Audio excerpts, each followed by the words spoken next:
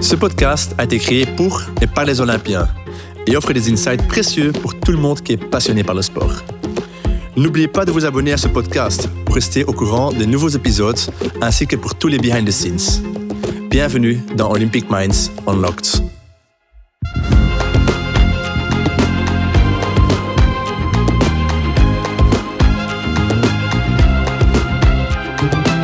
Team Belgium.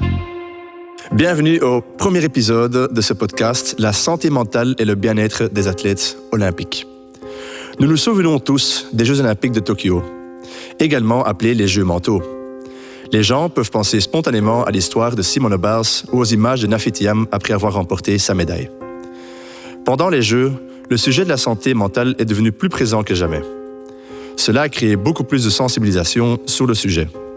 Le CEO a également fait de la santé mentale une priorité. Mais cette attention médiatique semble se concentrer surtout sur les histoires négatives, les luttes et les effondrements. On pourrait avoir l'impression que le sport de haut niveau est vraiment mauvais pour la santé mentale et le bien-être des athlètes. Et ce n'est bien sûr pas le message que ces athlètes essaient de transmettre. En fin de compte, les Jeux olympiques sont une célébration de rêves, d'inspiration et de passion qui rassemble des personnes du monde entier.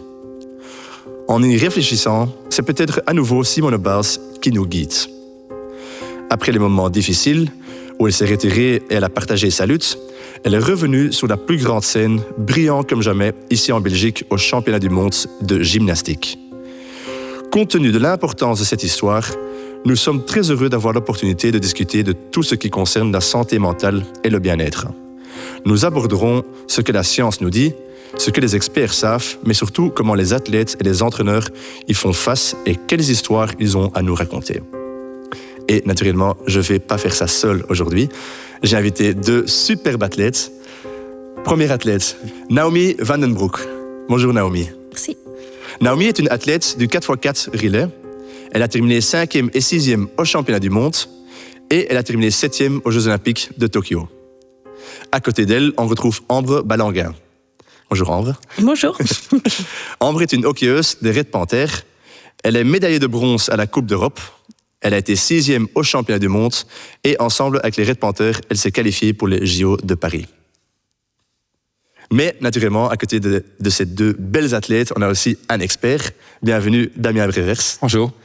Damien, on ne se connaît pas vraiment. Qu'est-ce que vous faites au quotidien ? Alors ce que je fais, donc moi je suis professeur en psychologie de l'activité physique et du sport au sein de la faculté de psychologie de lycée Louvain. Et donc pour résumer, on va dire que mes enseignements, mes activités de recherche, elles visent à mieux comprendre les processus psychologiques, neurocognitifs qui sont impliqués dans la mise en place des bonnes et des moins bonnes habitudes. Donc j'applique ça, par exemple, au comportement pro-écologique, au comportement d'activité physique au quotidien, comment mieux implémenter l'activité physique au quotidien, la performance sportive, mais également les troubles liés aux addictions. Et à côté de ça, évidemment, j'ai une pratique clinique. Donc, je suis psychologue clinicien, psychothérapeute, spécialisé dans le domaine du sport de haut niveau. Que j'exerce notamment en tant que membre du Centre d'aide à la performance sportive, le CAPS, dont je vais bientôt être le futur coordinateur. Voilà un petit résumé. Merci pour l'intro, j'aurais pas pu faire mieux. Okay. Je vais peut-être commencer avec les athlètes. Naomi, quand on parle de santé mentale et le bien-être mental, tu penses à quoi ? Un mot que je pense à directement, c'est le mot équilibre. Donc, pour moi, je pense c'est important d'avoir vraiment cet équilibre entre notre vie de sportif et nos ambitions, et aussi avec notre vie privée, notre vie personnelle, et aussi juste avoir une bonne équilibre pour pouvoir bien faire comme sportif, mais aussi dans des autres endroits, avoir des autres hobbies, avoir des bonnes relations avec nos amis et notre famille. Donc pour moi, c'est vraiment ça que je pense à. Ambre, qu'est-ce que pour toi ça signifie ? Moi, j'avais également le mot équilibre en tête, mais voilà, pour moi, c'est vraiment se sentir bien dans sa peau, être aligné par rapport à tes objectifs, ce que tu fais, tout en ayant les autres aspects de ta vie qui sont tout aussi important, où tu peux également te sentir bien. C'est exactement ce qu'elle disait, avec l'aspect social qui est super important, tes études, ta famille, et tout ça, ça aide vraiment à pouvoir performer dans le sport. Une fois que tu te sens bien dans ta tête, dans ta peau, bien entouré, c'est ça qui t'aide à être libre pour bien performer. Mm-hmm. Est-ce que vous sentez que ce sujet, il change? Beaucoup de gens en parlent. Est-ce que vous sentez qu'il y a vraiment quelque chose qui change à propos de ce sujet-là? Oui, je pense qu'avant, c'était beaucoup plus difficile de parler des thèmes comme cela. Mais maintenant, je pense que comme il y a beaucoup d'athlètes qui sont plus ouverts avec ces thèmes, ils parlent plus de ça. Je pense que ça devient quelque chose de plus normal et ça donne vraiment cet sentiment qu'on peut être confortable et qu'on peut être vraiment ouvert et qu'on peut parler de ça plus souvent. Ouais. Toi, Ambre, tu vois les changements? Oui, bien évidemment. Comme elle le dit, il y a des athlètes qui en parlent maintenant, c'est accepté. Et on a vu récemment aussi avec Thierry Henry qui s'est livré par rapport à ça, qu'il a dit qu'en fait, tout au long de sa carrière, il était en dépression mentale et il le réalise plus ou moins maintenant, mais surtout, il ose en parler maintenant à 46 ans, 15 ans presque à la fin de sa carrière. Et il dit que justement, à l'époque, il n'en parlait pas parce qu'il pense qu'on n'était pas prêt à entendre ce qu'il avait à dire. Et le fait qu'il en parle maintenant, ça veut dire que le monde est plus ouvert à ça et les médias également. Mm-hmm. Oui, tu viens de dire, Thierry Henry, c'est peut-être quelqu'un qui s'est ouvert à propos de ça. Naomi, est-ce que toi, il y a quelqu'un que tu penses, ça c'est vraiment quelqu'un qui m'a inspiré dans ce domaine? Ouais, si je prends un exemple plus personnel, il y a par exemple Hannah Klaas. Comme je la connais, je suis très proche d'elle. J'ai toujours eu une bonne relation avec elle. Elle a toujours été ouverte avec ses blessures. Par exemple, à Tokyo, elle a eu des blessures qui l'a vraiment arrêté et qui a affecté ses performances. Mais elle a toujours vraiment été ouverte avec nous, les Cheetahs. Et dans le monde d'athlétisme en Belgique, elle a toujours été ouverte en parlant de ses blessures. Et donc, ça m'a montré que, waouh, il y a quelqu'un comme Hannah Klaas qui est à un si haut niveau, qui peut être si vulnérable. Et ça m'a donné vraiment de la force et de savoir que, waouh, on a cette opportunité, on a cette possibilité d'être ouvert parce que Hannah Klaas l'a fait. Et elle nous montre que qu'il y a, that it's okay de montrer cette vulnérabilité. Et aussi, récemment, elle a aussi partagé qu'elle a eu un petit burn-out, par exemple, et comment elle a su gérer ça et qu'est-ce qu'elle a fait pour gérer cela. Et je pense que ça inspire beaucoup de gens, moi personnellement aussi, de voir qu'elle est si ouverte et ça me donne beaucoup d'inspiration. Donc pour moi, Hannah Klaas, je pense directement à elle comme exemple. Et avant, je ne veux pas trop parler de Hannah parce que naturellement elle n'est pas là, mais avant que Hannah a déclaré ça, est-ce que vous étiez au courant dans l'équipe qu'il y avait ça? Ouais, dans l'équipe, Hannah a toujours été très ouverte. Et je pense que c'est ça qui fait aussi la force des Belgian Cheetahs, que entre les filles, on a toujours été très ouvertes avec nous-mêmes. Et je pense que ça m'a donné beaucoup d'inspiration faire partie de cette équipe, les Cheetahs, et elle a toujours été ouverte dans notre groupe. Ouais. Damien, pour vous, comment est-ce qu'on peut décrire la santé mentale et le bien-être d'un point de vue scientifique? Je ne veux pas être très original. Je vais prendre on va un peu détailler la définition de l'Organisation mondiale de la santé, qui est, je pense, très juste et très intéressante, où ici, la santé mentale renvoie à la capacité, je pense, de l'individu de tendre vers un bien-être d'un point de vue physique, mental, social. Donc, c'est pas l'absence de maladie, c'est vraiment tendre vers un bien-être. Et le bien-être, c'est quoi? À la grosse louche, c'est capacité d'un individu à agir selon ses propres capacités, ses propres efficacités. Ça veut dire quoi? Ça veut dire que on va être capable de gérer des stress de la vie quotidienne. On va en parler, stress, comment est-ce qu'on peut réguler un stress dans un autre podcast, je pense. Mais également avoir cette capacité à réguler le stress et avoir une certaine forme de de performance, de productivité, qui est également avantageuse pour les autres. Donc on a cet équilibre, cette place dans la société. Donc c'est très biopsychosocial comme définition, mais je pense, ce qui est très juste, c'est que c'est pas une absence de souffrance psychologique. C'est vraiment tendre vers une optimisation de son bien-être, la santé mentale. Mm-hmm. Oui, on voit maintenant, j'en parlais déjà avec les athlètes, mais on voit que beaucoup plus de gens osent en parler, aussi bien athlètes que les gens au quotidien. Est-ce que dans le scientifique, est-ce qu'il y a une évolution aussi de la compréhension de la santé mentale ? Énorme. En 20 ans, le domaine de la psychologie du sport a complètement explosé au niveau des publications scientifiques, au niveau des interventions. Donc ça veut dire quoi ? Ça veut dire que on pose les bonnes questions, on est capable d'investiguer ce qui marche pas, et on les investigue non pas en restant dans notre tour d'ivoire, en étant en contact avec les athlètes, les fédérations. Donc ça veut dire également que moi, ce que j'ai observé sur le terrain, c'est que il y a beaucoup moins de tabous à aller voir un psychologue du sport. Maintenant, c'est quelque chose qui est de plus en plus accepté, et ce à tout niveau. Donc dans les centres de formation, donc on va plutôt outiller les jeunes à gérer tous les stresseurs, à gérer la performance, et également des personnes qui en ressentent le besoin à un moment donné d'elles-mêmes vont pouvoir être demander un contact avec les psychologues du sport. Donc il y a vraiment, c'est de par ces observations d'un point de vue des publications scientifiques, avec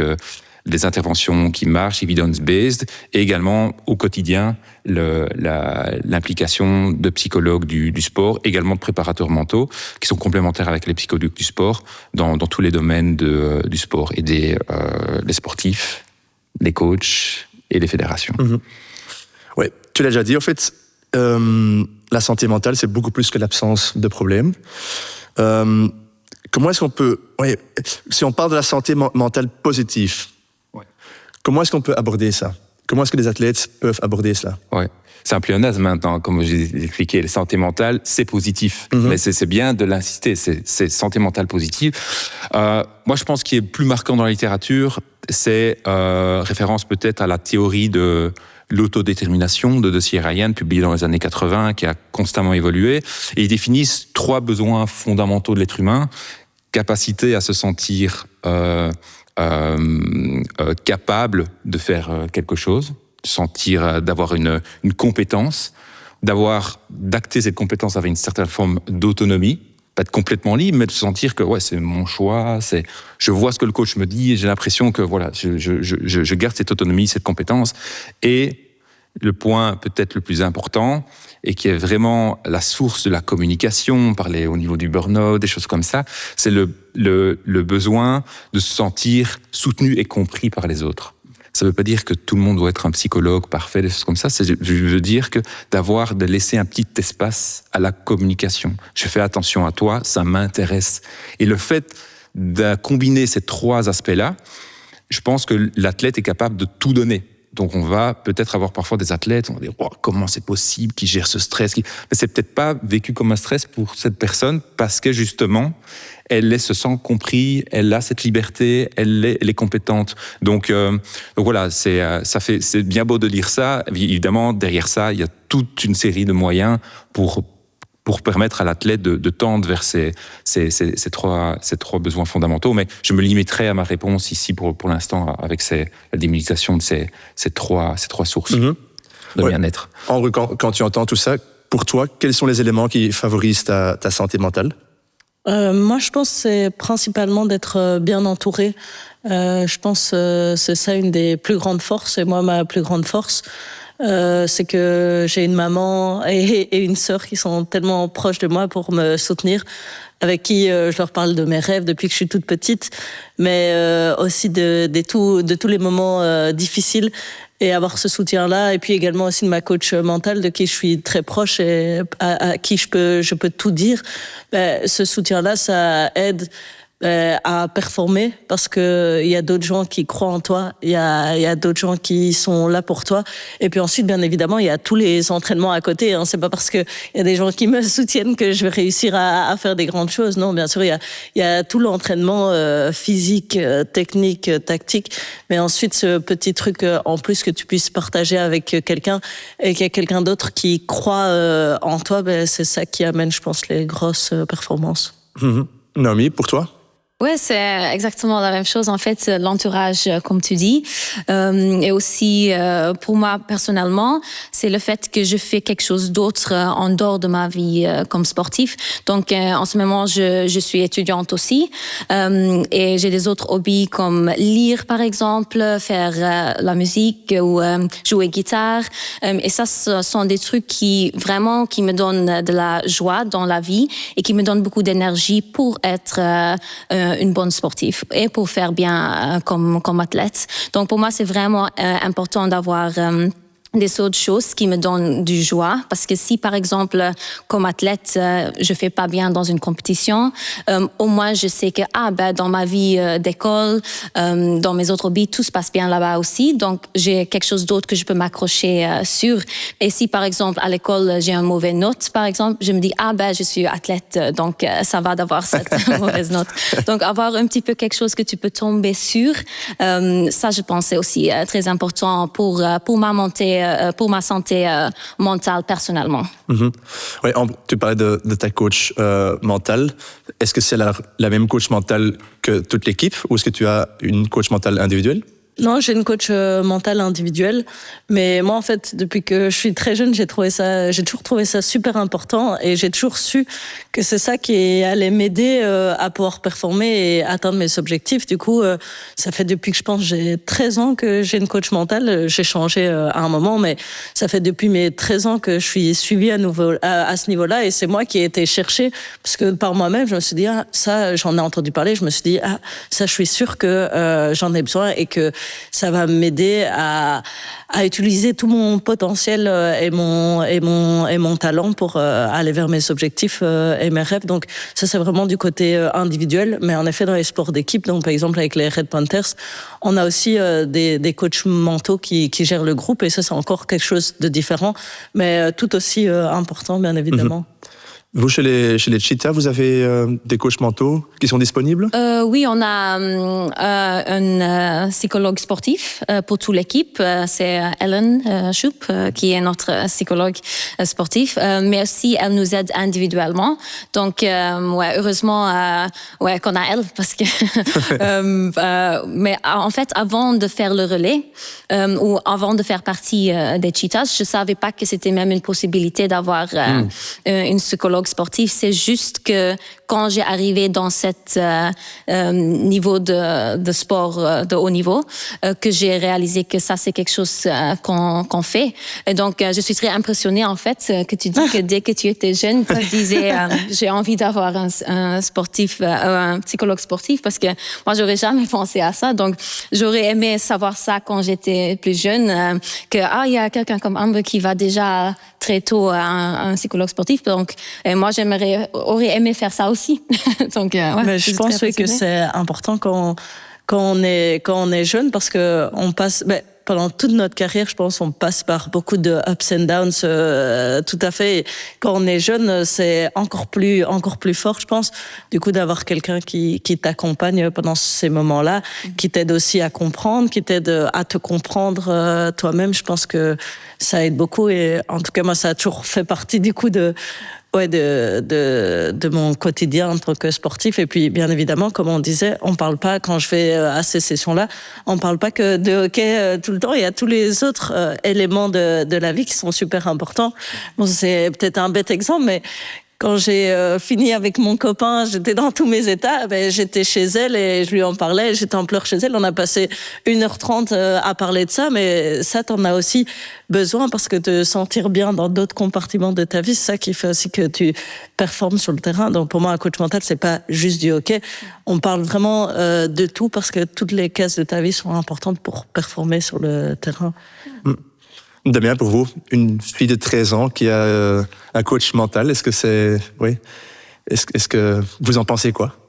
Moi, j'en pense qu'évidemment, je presse pour ma chapelle. Je pense que du bien, et je vais vous dire pourquoi. Parce que je pense que c'est important de s'outiller. Que ça soit qu'on soit en demande sur le moment pour gérer tel ou tel problème ou de manière préventive, c'est toutes des choses, que ça soit des techniques de respiration, des techniques d'imagerie mentale pour performer, la capacité à pouvoir communiquer, à s'ouvrir, à se connaître en fait. C'est tout je pense, des éléments qui vont permettre de pouvoir éviter que le bateau il tangue de trop parfois quand il y a des stresseurs. Donc c'est construire ses ressources. En fait, c'est comme une préparation physique. C'est comme si on disait voilà, moi je fais la préparation physique et tactique seulement quand je deviens athlète professionnel. Non, derrière il y a tout un background.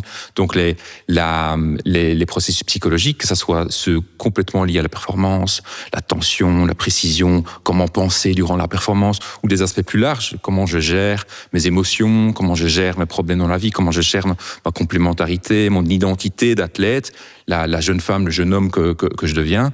Les aspects plus généraux, c'est absolument essentiel et très avantageux, effectivement. Et la possibilité aussi de parfois switcher, de passer d'un coach mental, d'un psychologue du sport à un autre, selon les contextes et selon l'élément. Je pense que c'est OK pour tout psychologue de pouvoir s'adapter. Et ça fait partie de la dynamique. On n'est pas cantonné. Alors moi, j'ai bien aimé ce côté. Moi, j'ai mon coach mental personnel qui est différent que celui de l'équipe, ou alors le coach mental est le même que celui de l'équipe. Il y a plein. En fait, il y a que des bonnes questions quand on entreprend un travail comme ça. Là, il n'y a pas vraiment une dynamique qui marche. Et je pense que c'est bien d'être flexible et de faire. Je pense que c'est l'importance de tes podcasts aussi, c'est que de mettre en avant que c'est possible d'aller voir un psychologue du sport déjà très tôt. Dans la plupart des cas même, c'est remboursé, donc c'est gratuit. Et c'est une dynamique qui peut être ancrée au même titre que la nutrition, le respect du sommeil, la préparation physique, la préparation tactique. Ok. Vous, comme athlète, je suppose, je pars du principe, quand je vois ma propre carrière, j'ai déjà vécu quand même beaucoup de différents états mentaux. Est-ce que pour vous, c'est différent, ou vous aussi, vous avez déjà vécu différents états? Naomi? Ouais, bonne question. Est-ce que tu sais donner un exemple, peut-être, des différents états? Ouais, comme tu dis, comme athlète, on a des expériences de tous différents états mentaux. Par exemple, j'avais eu une période de blessure en 2020, et là, c'était vraiment difficile pour moi. Et il y avait non seulement cette période de blessure, mais c'était aussi le début de Covid. Donc là aussi, il y avait socialement cette isolation. Donc pour moi, c'était un peu trop, tous ces aspects a fait que c'était un peu juste trop pour moi comme athlète. Et donc ça, c'est une période qui était vraiment difficile, savoir gérer ces blessures. Heureusement, j'ai un bon entraîneur que je peux parler avec. Donc je pense que quand on parle aussi avec du santé mentale, oui, on peut aller à des psychologues, mais aussi c'est important d'avoir des gens dans ton entourage que tu as confiance, parce que ça, c'est parfois la première étape. Donc heureusement, j'ai un entraîneur encore qui est très ouvert et qui me permet de parler avec lui de toutes mes émotions, de tout ce que je sens.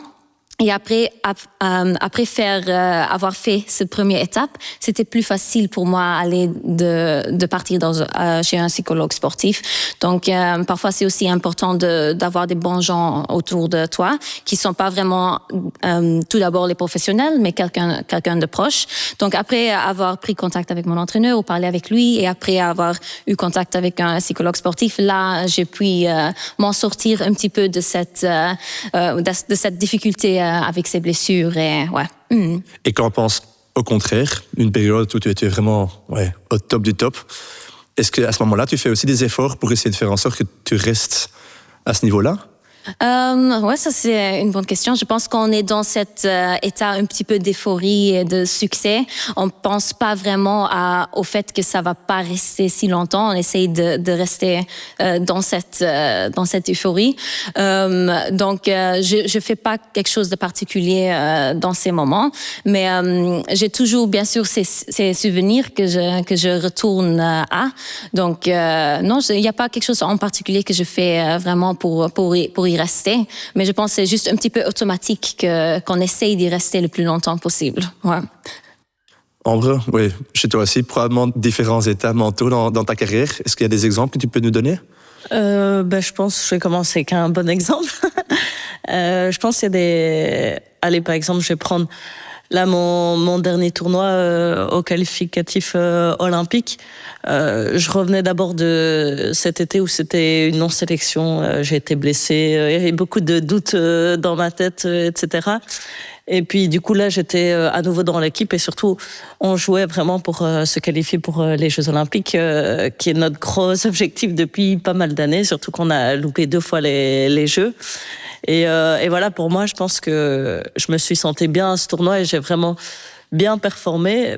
Tout d'abord parce qu'il y avait toute la période de préparation où j'étais très concentrée sur ok, physiquement j'ai besoin de ça, techniquement j'ai besoin de ça, ma place dans le jeu c'est ça. Donc il y avait toute cette préparation à laquelle je faisais vraiment confiance et la préparation mentale aussi. Chaque 3 semaines tout était programmé à l'avance pour bien rester bien dans ma tête et quand il y avait des petits downs, etc., savoir comment gérer.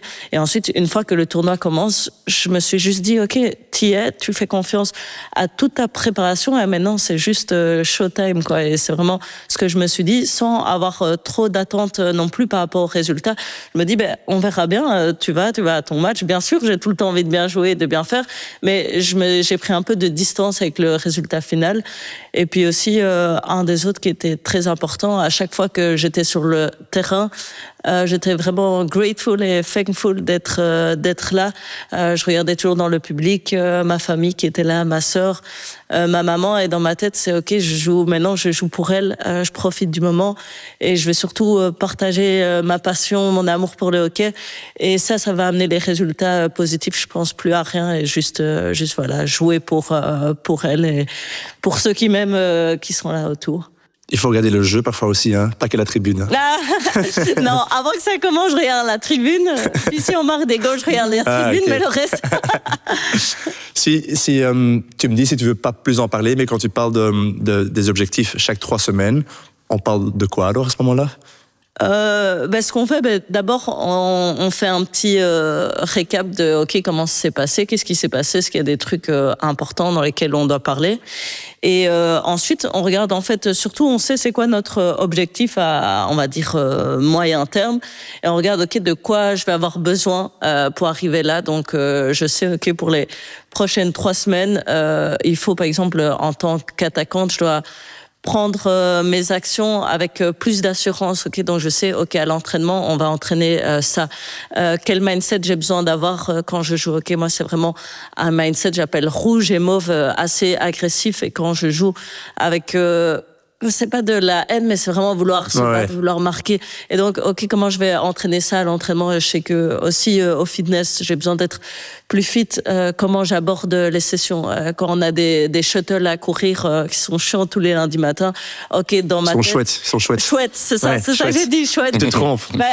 Dans ma tête, ok, je sais que je cours pour ça. J'ai ça en tête. Et alors, c'est d'abord une compète contre moi-même, et puis contre les autres. Dis-toi aussi que c'est un peu une course. Donc, c'est tout des trucs qui m'aident à m'entraîner le mieux possible dans le mindset que je vais avoir besoin au match. Et alors, on avance petit à petit, on voit ce qui marche pas. Et donc, chaque 3 semaines, c'est juste un peu faire le point, voir si on est sur le bon chemin. Et voilà, et t'avances petit à petit comme ça. Damien, pour vous, est-ce qu'il y a des preuves scientifiques que il y a l'impact du bien-être mental sur les performances? Est-ce qu'il y a une corrélation entre les deux? Alors, tout à fait. Mais pour l'instant, on ne fait que gratter un petit peu la surface, hein, parce que si on revient par l'exemple de Thierry Henry, quelqu'un qui se définit comme dépressif toute sa carrière, ou en tension, si je me souviens bien de ce qu'il écrivait, aucune joie de célébration après les buts, après les assists, oui, mais après les buts. Et comment est-ce qu'on se pose la question, mais alors ça veut dire qu'il faut être résilient et mordre sur sa chic pour bien performer et laisser ses émotions à côté. Moi, j'ai mis l'hypothèse que si Thierry Henry avait pu se dévoiler, être un peu plus, je pense pas qu'il aurait moins bien performé, en tout cas, peut-être avoir un peu plus un mieux-être durant sa carrière. Peut-être donc on sait pas en fait, parce qu'il y a vraiment ce côté où on peut performer tout en étant dans un mal-être. La question, Simone Biles, etc., c'est combien de temps on peut tenir et qu'est-ce qui suit après. On a performé tout en résistant, en faisant le gros dos, mais c'est avec quoi l'héritage de ça pour le reste de sa carrière, pour la post-carrière. Et donc, je pense que c'est super important. Moi j'étais impressionné évidemment par ce qui a été partagé ici, hein, que ça soit dans les moments où on est un peu dans le down, où par défaut, le mindset, on n'y arrive pas, il faut qu'on ait vraiment le push pour aider. C'est important de faire un petit stop et pas se remettre en question, mais redéfinir un petit peu des nouvelles lignes directrices dans sa vie, de manière générale, dans sa vie d'athlète. Et puis, ce côté, moi, que j'adore, c'est ce côté de mindset, de savoir-être, de savoir-faire. Et là, on tend ici, dans tout ce que j'ai entendu, il y a des challenges, mais c'est pas vraiment vrai comme des stresseurs qui sont inhibiteurs, mais comme des facilitateurs. Et ça, c'est vraiment, je pense, la clé. C'est qu'on n'est pas là pour la psychologie, l'aspect mental, on n'est pas là pour éviter les problèmes. On n'est pas là pour éviter les blessures ou non, sinon c'est comme une préparation physique. C'est pas parce qu'on se prépare de manière physique avec il n'y a pas une méthode pour avoir une médaille olympique, mais c'est un tout qui permet à l'athlète d'optimiser ses performances et d'optimiser son bien-être. Par exemple, ici, on parle de mindset, qui avec la métaphore d'une couleur, qui permet à l'athlète de se concentrer sur OK, comment pour moi, dans ces 3 semaines-là, ça veut dire quoi? Performer de manière optimale. Donc, c'est pouvoir de permettre à l'athlète, dans ses performances, le bien-être, c'est ça la santé mentale, de se poser les bonnes questions, de pas perdre du temps en fait. Et effectivement, quand on n'est pas, qu'on a du harcèlement moral, qu'on a du harcèlement sexuel, on peut toujours performer, mais on fait le gros dos. Et c'est quelles vont être les conséquences sur le court terme et long terme de ces traumatismes. Donc, il faut, pour comprendre le lien entre la santé mentale et la performance, il faut pas seulement se concentrer sur le moment X précis, il faut voir ça comme un tout, une dynamique changeante. Mm-hmm. Est-ce qu'il y a là-dedans une différence entre les hommes et les femmes? Parce qu'on voit beaucoup plus d'athlètes qui sont ouverts à parler mais est-ce qu'on voit toujours une différence entre les hommes et les femmes, ou est-ce que ça c'est vraiment 50-50? Moi, je suis pas vraiment un grand fan des explications en termes de genre, mais s'il y a des différences entre l'homme et les femmes, peut-être avec des aspects peut-être environnementaux, la manière dont la société évolue, la place de la femme, la manière dont on communique, on voit les compétences. Je pense que ça évolue dans le bon sens. Donc peut-être que l'homme et la femme vont réagir de manière différente parce que voilà, ils ont peut-être accès, ils ont des stresseurs environnementaux qui vont peut-être différents. Le fait d'être plus ou moins bien payé, le fait d'avoir accès à telle ou telle facilities. Donc moi, j'expliquerais ça plutôt comme ça. Donc en concrétisant le problème avec la personne, c'est voilà, en quoi ta manière de réagir explique ton interaction avec l'environnement. Je pense que c'est vraiment très très important de pas limiter la personne à un genre, à une cognition, à une pensée. Tous ces facteurs-là sont en interaction. Nous, en tant que psychologues, c'est notre rôle de pouvoir concrétiser ces aspects-là et d'amener l'athlète dans un état, dans un moment qui est assez unique en fait. 45, 50 minutes, 1 heure de consultation où il y a quelqu'un qui est vraiment, dont sa fonction est vraiment d'écouter. Et le fait de pouvoir communiquer pour l'athlète, homme, femme, petit, grand, jeune, sur sa manière de fonctionner, c'est déjà thérapeutique en soi. Parce qu'on est dans une sorte de conversation qu'on a peut-être avec certains proches, mais qu'on a très rarement dans la société. Oui, et pour vous, est-ce que dans le sport de haut niveau, est-ce qu'il y a assez de place pour les athlètes d'être vulnérables et pour vraiment raconter des vraies histoires et pas de faire semblant? Et quand je pense, par exemple, et c'est un bête exemple, mais on voit quand même souvent dans les interviews les clichés et tout. Est-ce qu'il y a la place pour vraiment être honnête dans le sport?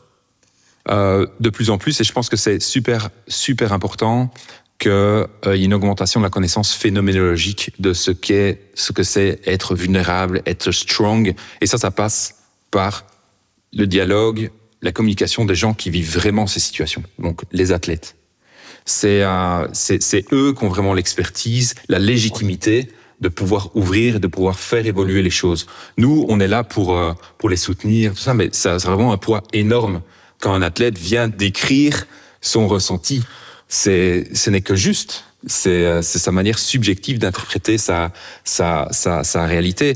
Donc, et je pense que c'est via des dialogues comme ça, via des partages, qu'on va pouvoir en savoir un petit peu plus. C'est sur parfois ce côté genre être Superman ou Superwoman, mais également en même temps être ouvert à la vulnérabilité. On est encore un petit peu dans ces stéréotypes-là. On ne fait que gratter la surface par rapport à ces éléments-là. Mais je pense que c'est le plus important, c'est que l'athlète se sente en sécurité et puisse communiquer sur cet aspect-là, et qu'il y ait quelqu'un qui ait des organisations, une dynamique qui est prêt à réceptionner ces dialogues. Ouais. Je ne sais pas si j'étais clair. Oui, si. Non, ce qui reste un peu chez moi, c'est les Superman, Superwoman. Ouais. On dit quand même souvent que les sportifs de haut niveau, c'est des superheroes. Je suppose que aussi, vous, quand vous étiez petite, il y avait des superheroes, il y avait des idoles. Je ne sais pas qui était votre idole quand vous étiez petite. Ouais, pour moi, c'était par exemple Kim Mykjevart. En Norvège, une sprinteuse qui s'appelle Essin Okparaebo. Donc, Allyson Felix aussi, par exemple. Donc, ça, c'était vraiment des gens, pour moi, c'était des superwomen. Chez toi, Ambre? Mais moi, j'en avais pas particulièrement en étant jeune. Mais c'est juste en grandissant petit à petit, je me suis intéressée à plein de sportifs et aussi en dehors du sport, bien évidemment, plein de gens dans la musique, par exemple, dans le business. Et du coup, j'ai tellement à chaque fois du mal à citer une personne quand on me demande, parce que je suis intéressée, inspirée par tellement de monde, j'écoute tellement de podcasts, je regarde des livres, etc. Donc, je sais même pas dire une personne. Il y a tellement de gens inspirants autour que je sais même pas dire une personne. Est-ce que, Naomi, tu penses que pour ces superheroes, alors à ce moment-là, il y a tellement de gens qui les adorent, qui pensent que c'est des gens parfaits. Ils y a l'air parfaits parce que nous, on les voit juste quand ils font leurs courses. Ils font leurs 100 mètres, 200 mètres, 400 mètres, nickel. Et on dit, ça c'est vraiment des gens, ils savent rien faire de mal. Est-ce que tu penses que pour ces gens-là, qui sont aussi des gens normaux, que c'est difficile pour eux d'avouer que peut-être de temps en temps, ils se sentent un peu plus mal, qu'ils sont pas toujours 100% bien dans leur peau?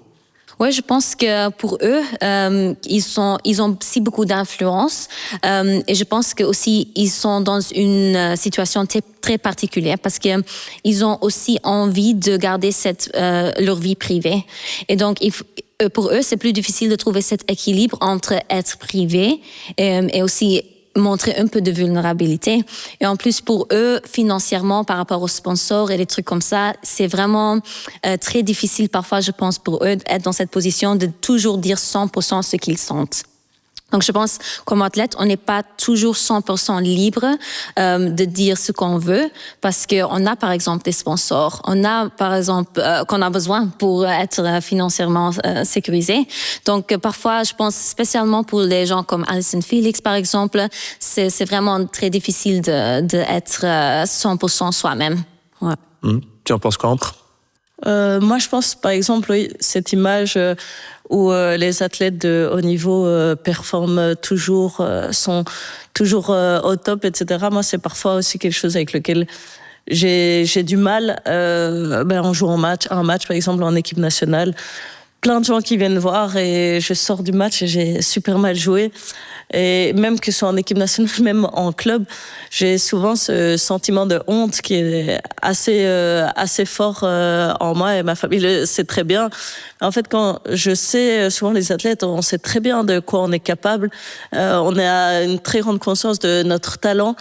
Et quand tu joues à un niveau bien en dessous de ce que tu es capable de faire, moi, c'est ça que j'ai parfois, ce sentiment de honte, et je préfère parfois presque ne pas jouer que de jouer mal comme ça. Donc ça, j'ai déjà eu parfois un peu de mal avec ça, et voilà. Mais bon, je pense que c'est quelque chose petit à petit que t'apprends, parce que en effet, on n'est pas des machines, on n'est pas des robots, on performe pas toujours à 100%, et même dans notre quotidien, je pense, voilà, c'est ok parfois de skipper un entraînement, c'est ok parfois de s'entraîner à 60% parce qu'aujourd'hui ça va juste pas, ou c'est ok parfois de faire une sortie avec ses copines, s'amuser. Je pense qu'on en a aussi besoin. Je pense que tous les athlètes de haut niveau ont ces moments de relâchement, et ces moments où c'est mieux juste de faire un peu moins aujourd'hui.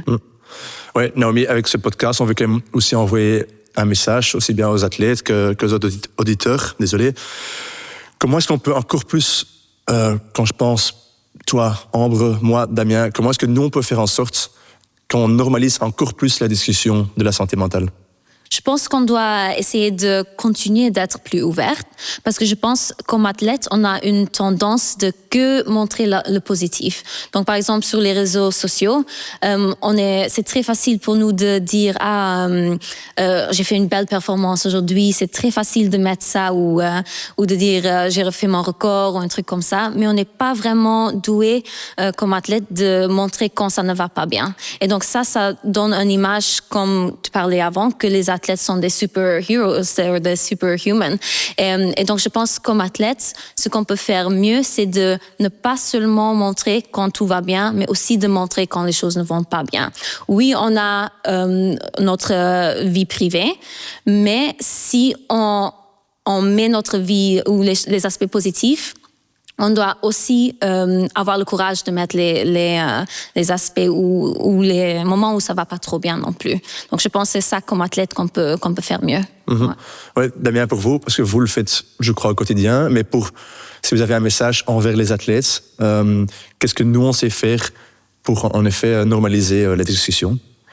Je pense que déjà ça ici, c'est déjà absolument essentiel. Je pense que c'est une idée brillante de faire ces podcasts. Et si je reviens un petit peu sur ce côté, soit ça va pas bien, soit c'est Iron Man, Iron Woman. Je trouve que maintenant, c'est bien, on parle un peu plus de santé mentale, mais quand on voit les articles dans les journaux, santé mentale et sport de compétition, on parle souvent de gens qui sont déjà en souffrance psychologique, qui sont très loin. Il ou elle arrête sa carrière ou interrompt sa carrière pour faire attention à sa santé mentale. Et on parle souvent de dépression, des choses comme ça. Et c'est des cas qui sont absolument essentiels. Il faut en parler. Je pense ce qui serait bien aussi, c'est de parler de plus en plus de la santé mentale telle que définie parce qu'on a la manière dont on a introduit le podcast par l'OMS. Comment est-ce qu'un athlète, en fait, il est au quotidien, tendre vers un bien-être, se sentir compétent, comme on disait, avoir ce côté on prend du recul par rapport à la performance. Ok, il y a ce côté médaille, il y a ce côté où les choses doivent être parfaites, mais il y a une certaine forme de manière où l'athlète au quotidien se lève et peu importe de la performance, il va agir en fonction de ses valeurs, ce qui fait sens pour lui, et donc tendre vers une certaine forme de bien-être. Donc ça veut dire qu'est-ce qui fait, c'est quoi la valeur, les valeurs, le sens, le côté significatif d'être athlète de haut niveau.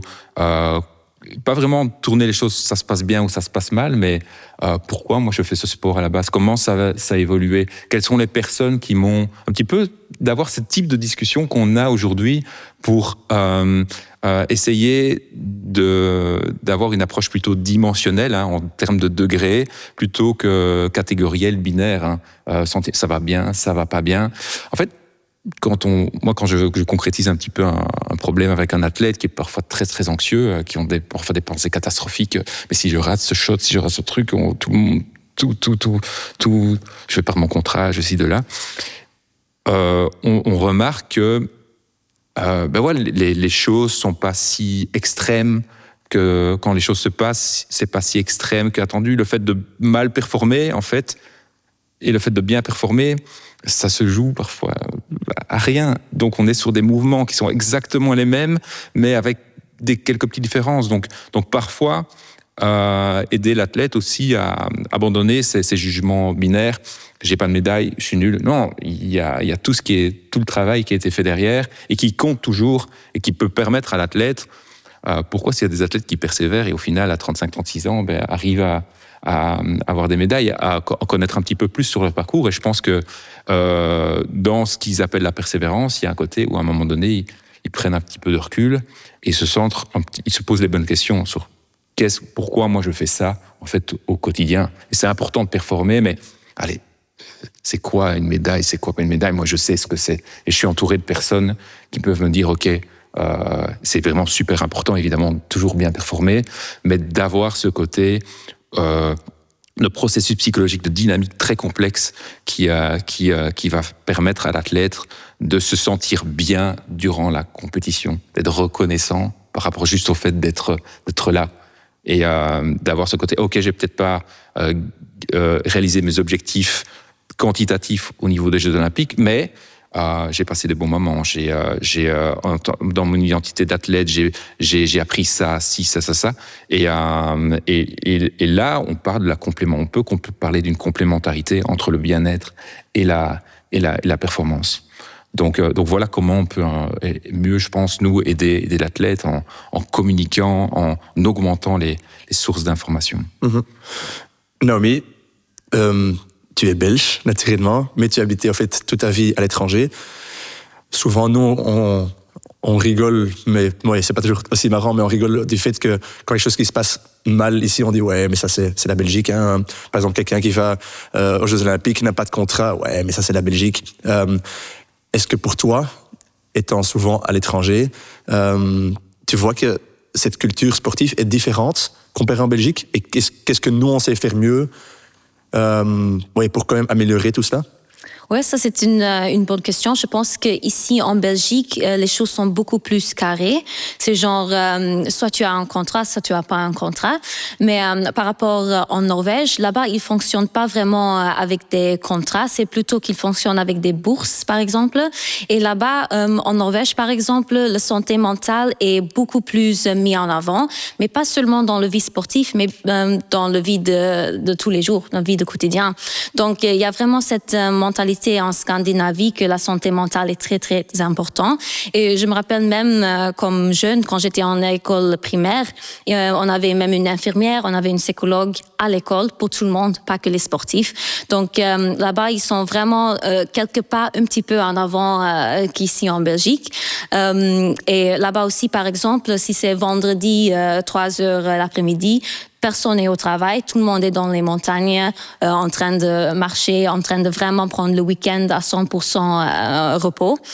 Donc là-bas, vraiment, pour eux, avoir cet équilibre, c'est beaucoup, beaucoup plus important. Donc je pense cet aspect culturel qui après va affecter l'aspect sportif, c'est ça qu'on peut apprendre, je pense, en Belgique, que, ok, ça, ce n'est pas que pour les sportifs, mais aussi pour tout le monde autour, tout le monde à l'école, tout le monde qui travaille. Cette idée que la santé mentale est très importante, je pense que si on commence, on ne doit pas que penser aux sportifs, mais on doit penser aux autres aussi, je crois.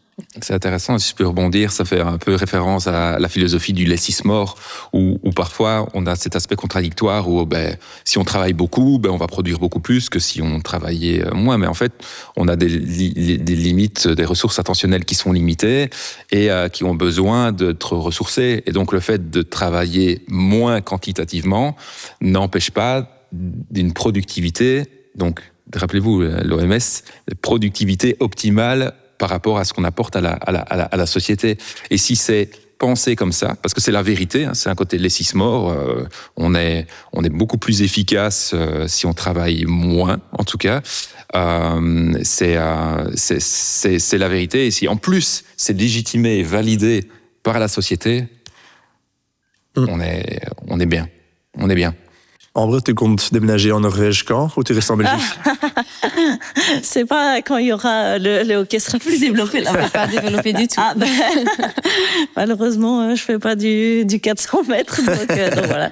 Mais non, mais je savais déjà que dans les pays nordiques, tout ce qui était autour du bien-être en général était beaucoup plus développé. Et en effet, pas du tout que dans le sport, parce que là, bien évidemment, on est des sportifs, donc on parle de ce milieu-là, mais c'est dans tout. C'est pareil dans le milieu du travail et dans plein d'autres, enfin partout où en fait tu veux performer, quoi. Donc oui, c'est très impressionnant de voir à quel point ils y sont déjà là-bas, et ça montre aussi toutes les possibilités qu'il y a ici en Belgique. Ouais, je suis tout à fait d'accord. Je pense pour terminer, je vais encore demander à tous les trois de terminer avec juste un petit message que vous voulez donner aux gens, aux athlètes, à n'importe qui, ou quelque chose que vous avez retenu de la discussion qu'on vient d'avoir, que vous dites, ça je vais peut-être quand même savoir employer pour moi, pour dans le futur. Peut-être Ambre peut commencer. Oui, donc moi je pense qu'on a parlé de pas mal d'exemples par rapport à la santé mentale, dans des exemples, on va dire, plus négatifs et d'autres vraiment positifs. Et moi, ce que j'ai envie de dire, c'est que je pense que le mindset peut amener tellement de choses. Je pense que si on croit en nous, en ce qu'on peut réaliser, ce qu'on peut faire, je pense que c'est la chose la plus puissante qu'on a, et qu'on peut vraiment réaliser tout ce qu'on veut si on y croit, et si bien évidemment on met les moyens avec nous. Donc voilà, c'est ce que je veux dire. Naomi, pour toi, il y a un message que tu veux transmettre? Ouais, moi je pense à deux choses. Premièrement, je dirais que la vulnérabilité est une force. Moi, si je peux dire le mot même. La vulnérabilité est une force. Et deuxièmement, je dirais peut-être que mental health is wealth. Donc en fait, on ne doit pas penser à mental health comme quelque chose de négatif, mais positif. Qu'on a si beaucoup de choses qu'on peut gagner d'avoir une santé mentale positive, que ça doit plus être, on doit plus avoir cette connotation négative avec ça, et que on doit essayer de le tourner dans une direction plus positive. Ouais. J'aime bien. Mental health is wealth. Damien. Ouais, c'est bien. C'est bien. On parlait des moyens. Moi, je dirais que la santé mentale, on a parlé, donc ici on a des athlètes, mais c'est les coachs ou l'entourage ou les fédérations. On n'est pas dans des critiques, c'est pas des ennemis, c'est pas genre s'adapter tout le temps aux athlètes. Je pense que c'est l'affaire de tous. C'est la santé mentale, que le coach fasse attention à la santé mentale de ses athlètes, mais à sa santé mentale également. L'entourage, c'est la même chose, les dirigeants, et de pouvoir peut-être, nous en tant que psychologues, on le fait de plus en plus au niveau du comité olympique belge, de réseauter mieux, de pouvoir augmenter nos capacités de communication. Et on parle souvent en anglais, on parle de littératie, donc d'aider en fait toutes les athlètes, les coachs, les entourages, les fédérations à pouvoir avoir des guidelines, augmenter leur capacité à se sentir capables d'agir de manière efficace au niveau de la santé mentale. Donc ça peut passer par des formations, des conférences grand public, ou l'échelle de podcast, mais avec un public, avec une audience qui peut poser ces questions. Parce que si on se retrouve, donc ok, il y a cet aspect de santé mentale, je sais bien, c'est un petit peu comme les comportements proécologiques, on sait plus ou moins ce qu'il faut faire, mais dans les faits, qu'est-ce qu'il faut faire concrètement? Donc donner de plus en plus d'exemples, libérer la parole, et pouvoir permettre à un coach qui peut-être se dit, moi j'ai toujours fonctionné comme ça a toujours peut-être marché, mais on peut également être flexible, et on n'invalide pas non plus les anciennes manières d'être. C'est parce on voit de plus en plus d'athlètes qui se disent victimes de harcèlement, des choses comme ça, que tout ce qui a été fait est mal. Il y a des choses qui... c'est vraiment dans une perspective d'évolution et d'augmentation du bien-être de l'athlète, de son entourage et de tout son fonctionnement. Et je pense que c'est notre responsabilité en tant que psychologue d'être une ressource pour pouvoir aider, et pas un frein pour aider ces aspects-là, le développement à ces aspects-là. Ok. Ambre, Naomi, Damien, je voudrais vous remercier énormément pour être tellement ouvert à propos de ce sujet. Dans notre prochain podcast, nous allons parler des défis auxquels les athlètes sont confrontés au cours d'une année olympique et comment le stress et la pression peuvent influencer les processus de manière positive et négative. Super intéressant donc. On va faire cela avec Kevin Borlée, athlétisme, Jorre Verstraeten, qui est judoka, et André Envo, qui est un coach de natation. Merci et à bientôt. Merci. Team Belgium.